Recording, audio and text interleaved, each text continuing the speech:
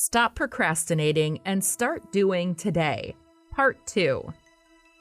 Welcome back to part 2 of procrastinating and how to let go of this unfavorable habit.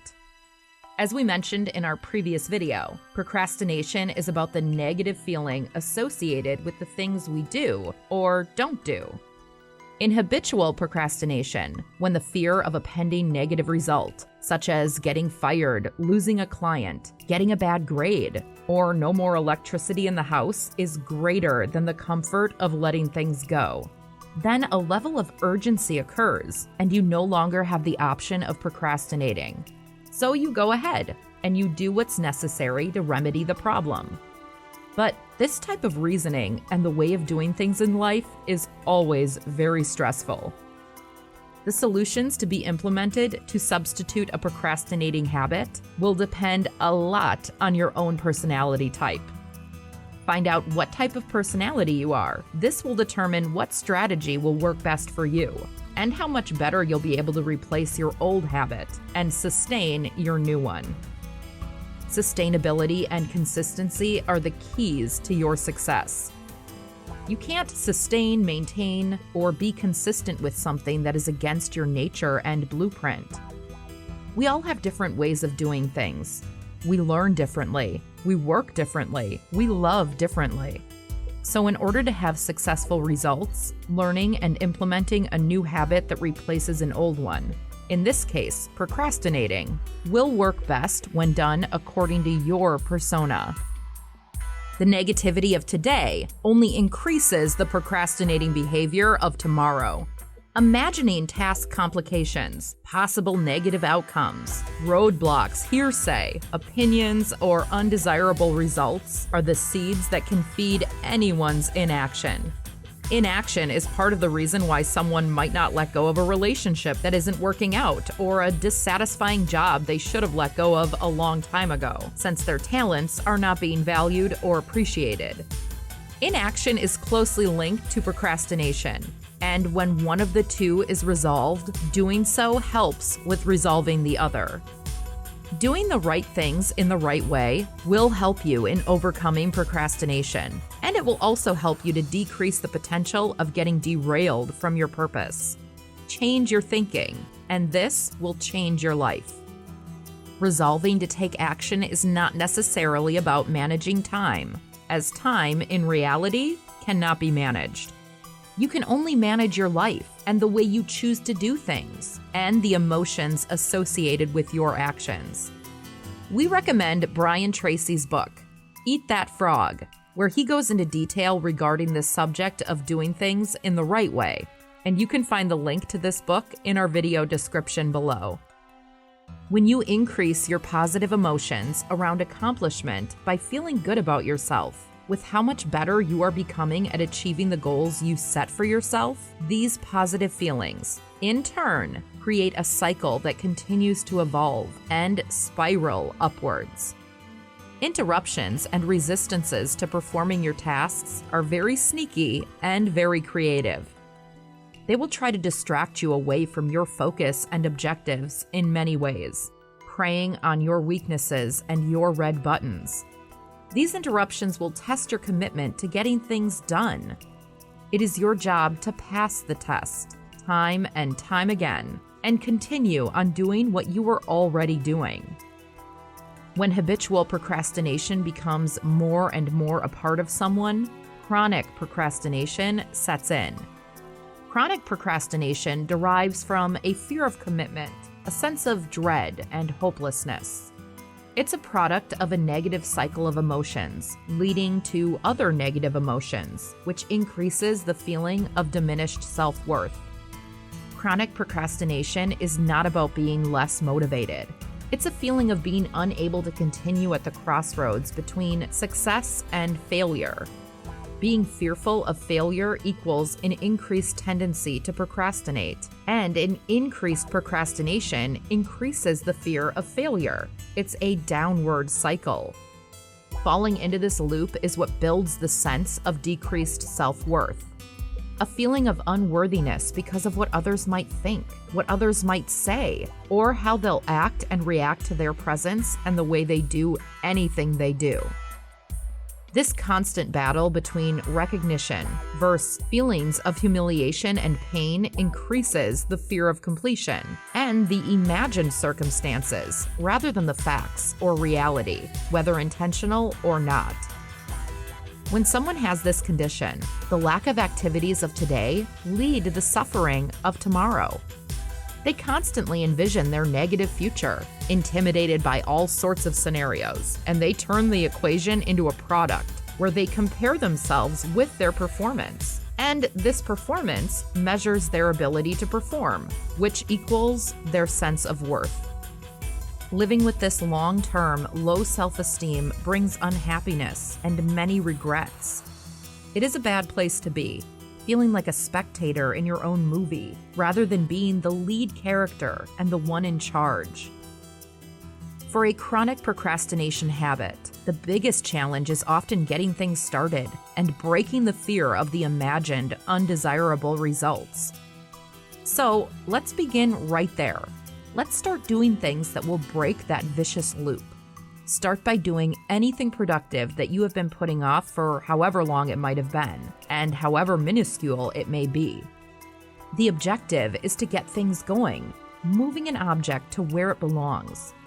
Placing that shirt on the hanger, throwing away that rotten tomato. Little itty-bitty tasks to get things in motion and get you moving in the right direction. So get going right now. Get those small things done right away. One way of going about it is to practice the 1-minute rule, a book by Gretchen Rubin that excels at detailing how to go about doing the little things the moment you notice them. And that if any task will only take you about a minute to complete, to go ahead and do it as soon as you realize it. It's a wonderful read for anyone that suffers from chronic or habitual procrastination and wishes to start making changes in their lives. For all the other tasks that may take a little longer, you can set yourself a time limit. Doesn't matter if it's only 5 minutes. The idea is to set it and to stick to those 5 minutes until they are complete with the work performed. In time, as you perform the process more and more frequently, you may find out that the time you initially set to finish your goals is usually exceeded many, many times. And that's a good thing. Continue this way and see all your life changes begin to take place. How you do things often determines your ability to choose an end result. As you switch from the habit of procrastinating to one of doing, collect your moments of insight regarding your personal preferences of cue, action, and reward, and form a tangible image of the results you are striving for. See yourself having a higher ability in initiating and completing your tasks. Visualize the rewards you set for yourself and make them of a pleasing nature. Working on your ability to improve your performance and results will provide a sense of increased self-worth and self-esteem, plus increasing your levels of feeling able, capable, and competent. By planning your day the night before, or at least at the beginning of the day, you will give yourself the time to set priorities in place and decide how to properly improve your desired results daily. If you can tackle the hardest tasks first, then you have a 70% plus chance of completing the rest of your daily list, since the bigger tasks are most likely the ones occupying the larger percentage weight. Break down those bigger tasks into smaller tasks. Classify your goals as short-term versus long-term, and avoid fixation on the end result. Instead, focus on time constraints and trust yourself that you will finish them in the time allowed. The Pomodoro technique can certainly guide you in this respect. This technique breaks down work into intervals of 25 minutes, separated by short breaks, and then having a checklist that keeps track of the work performed so that your brain recognizes that it is making progress and also reinforces the pattern of letting your subconscious know that things are getting done and progress is being made. Take a look at this technique. It's efficient and effective. Another book to look into when one has a habit of procrastination is Steven Pressfield's book, Do the Work. He illustrates that doing something is not about having better ideas. It's about getting things done right away, and explores the importance of taking action and successfully sending projects from your to-do list to the "it is done" pile. Find the links for those 2 books in the video description section below. Breaking down the procrastination cycle goes like this. First, change the way you feel about the things you need to do, recognizing your personal patterns. And second, you've got to start doing those things right away. The most fundamental requirement when going about step number 2 is to work diligently on your task, whatever it may be. Maintain your preset time to completion.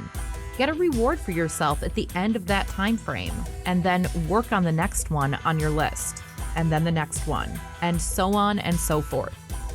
Your focus is to continually work on your tasks during these smaller time frames without interruptions until your new habit is formed. You will then find that when you self-regulate and you maintain discipline in your new way of doing everything you do, it will become easier day by day and time by time to replace your old habit of habitual or chronic procrastinating. Work on driving consciousness to your present self, to the moment. Awareness of self is one of the keys you will need to turn things around. Whenever you find yourself procrastinating, acknowledge the situation, accept it, and then move on to take action as you have been doing recently. When you do it this way, you create a positive loop that will get stronger and stronger as you become so much more present in the way you do your daily activities and responsibilities. Practice pattern recognition. Become aware of the negative feelings and motivating factors behind your reasons for procrastinating. Find your purpose and passion, bringing you the positive kind of motivation to get you out of that loop. Keep in mind, motivation only works when you are consciously motivated. The moment you enter autopilot, the rules of the game change. This is where self-regulation and your new routines take over. Plan, prioritize, and execute. Do it in that order and see how fast you begin to thrive and excel. When rewarding yourself for work well done, you need to be conscious not to overdo your moments of reward. Only a little distraction is recommended. Full distraction leads to no results or very little productivity, if any at all, thus canceling out the benefits of why you were doing the new acquired technique in the first place. Avoid the temptations you already know will distract you in every way possible. Improve your platform of success by having an environment that reduces these known distractions, which makes it harder for you to stay focused. Rewire your old habits and negative thoughts to your new and improved ones. The more you perform your new habits, the easier they will become, to the point that they develop into being a part of you, and the habit of procrastinating will be a thing of the past.